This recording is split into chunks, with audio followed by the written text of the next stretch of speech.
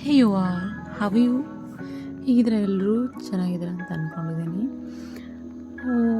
ಏನು ತೋರಿಸ್ತಾ ಇದ್ದೀನಿ ಅಂದ್ಕೊಂಡಿದ್ದೀರಾ? ನಮ್ಮ ಮನೆಯಲ್ಲಿ ನಾಗರ ಪಂಚಮಿಗೆ ಅಮ್ಮ ಮಾಡಿರೋ ಉಂಡೆ, ಎದುರಿಗೆ ಕಾಣಿಸ್ತಾ ಇರೋದು ಎಳ್ಳು ಉಂಡೆ, ಶೇಂಗಾ ಉಂಡೆ, ಆಮೇಲೆ ಸೇವು ಉಂಡೆ,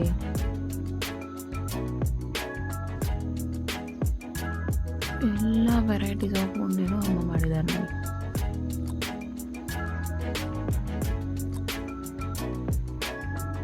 ಖುಷಿಯಾಗಿ ತೋರಿಸ್ತಿದ್ದಾಳೆ ಅವಳು ನಮ್ಮಮ್ಮ.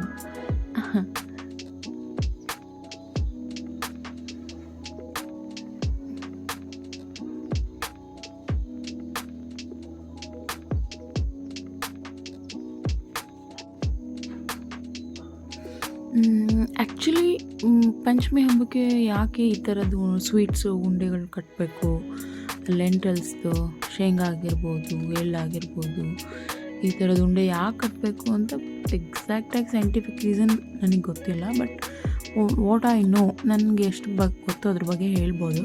ಸೊ ಜಸ್ಟ್ ನಾವು ಮಳೆಗಾಲ ಮುಗಿಸ್ಕೊಂಡು ಪಂಚಮಿ ಹಬ್ಬ ಸ್ಟಾರ್ಟ್ ಆಗಿರುತ್ತೆ. ಪಂಚಮಿ ಹಬ್ಬದಲ್ಲಿ ಇನ್ನೂ ಮಳೆಗಾಲ ಇರುತ್ತೆ. ಸೊ ಮಳೆಗಾಲದಲ್ಲಿ ನಮಗೆ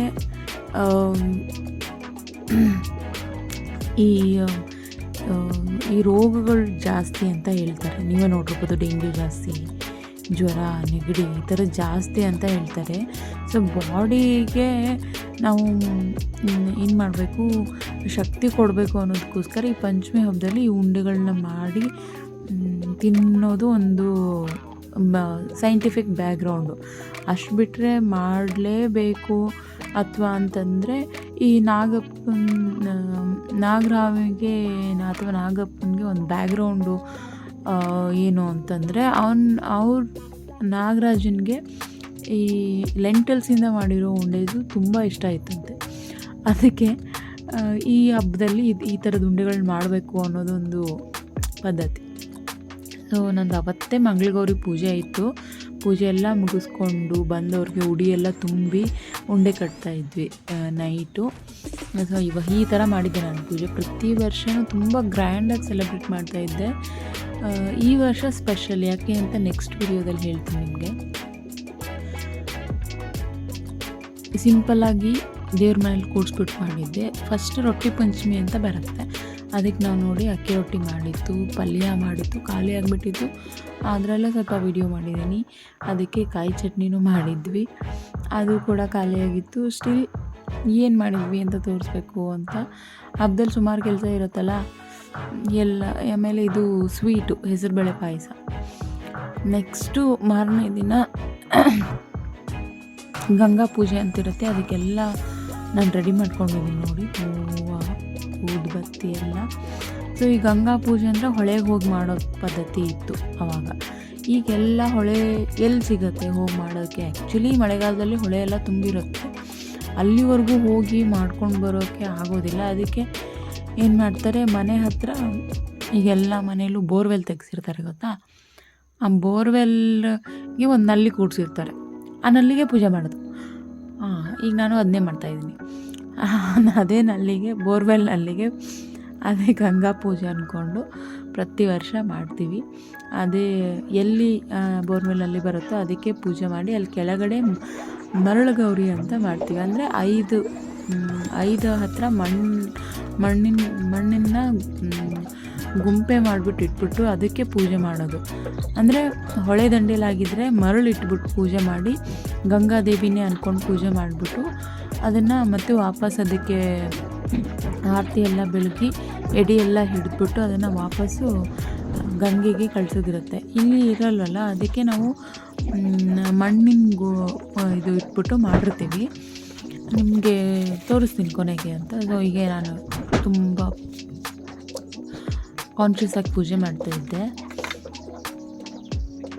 ಕೊನೆಗೆ ಆರತಿ ಬೆಳಗೋ ಟೈಮ್ ನೋಡಿ, ಇದೆ ನಾನು ಹೇಳಿದ್ನಲ್ಲ, ಈ ರೀತಿ ಪೂಜೆ ಮಾಡಿದ್ದೆ ನಾನು. ಅದಾದಮೇಲೆ ಅಮ್ಮ ಏನು ಮಾಡಿದರು ಪಂಚಮಿ ಹಬ್ಬಕ್ಕೆ ಅಂತಂದರೆ, ಅವತ್ತು ಗಂಗಾ ಪೂಜೆಗೆ ಕಡುಬು ಮಾಡಲೇಬೇಕು.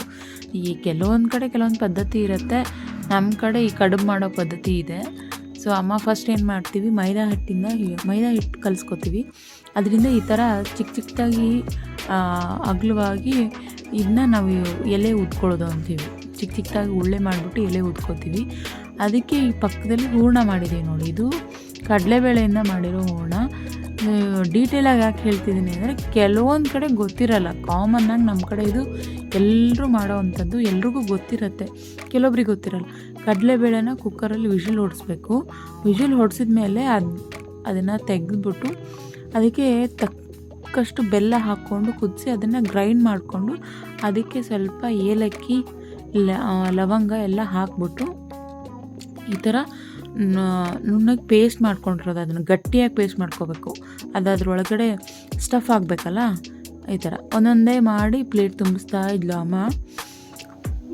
ಸೊ ಫೈನಲಿ ಈ ಥರ ಮಾಡಿ ಪ್ಲೇಟೆಲ್ಲ ತುಂಬಿಸಿದ್ಲು. ಈಗ ಇದನ್ನು ಆಯಿಲಲ್ಲಿ ಡೀಪ್ ಫ್ರೈ ಮಾಡಬೇಕು, ಆ ಎಣ್ಣೆಲಿ ಕರಿಬೇಕು ಇದನ್ನು.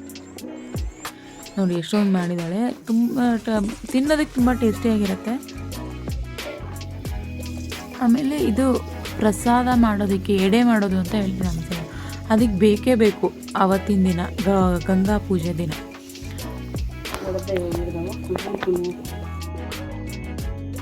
ಆಯಿತು, ಇದು ಡೀಪ್ ಫ್ರೈ ಮಾಡಿದ್ಮೇಲೆ ಇದು ರೀತಿ ಆಗುತ್ತೆ. ಅದು ಒಳಗಡೆ ಸ್ಟಫಿಂಗ್ ಇರುತ್ತೆ, ಮೇಲೆ ಕ್ರಿಸ್ಪಿಯಾಗಿರುತ್ತೆ. ಆವತ್ತಿನ ಅಡುಗೆ ಕಟ್ಟಿನ ಸಾರು ಮಾಡಿದ್ವಿ, ಇನ್ನೂ ಪಲ್ಯ ಮಾಡಿದ್ವಿ, ಎಲ್ಲ ಮಾಡಿದ್ವಿ. ಸೊ ಮನೇಲಿ ಈ ರೀತಿ ನಾಗಪ್ಪನ ಮೂರ್ತಿ ಮಾಡಿ ಅದಕ್ಕೆ ಎಡೆ ಹಿಡಿದ್ಬಿಟ್ಟು ಹಂಗೆ ಪೂಜೆ ಮಾಡಿ ಇವತ್ತಿನ ಹಬ್ಬ ಇಲ್ಲಿಗೆ ಕ್ಲೋಸ್ ಮಾಡ್ತಾಯಿದ್ದೀವಿ.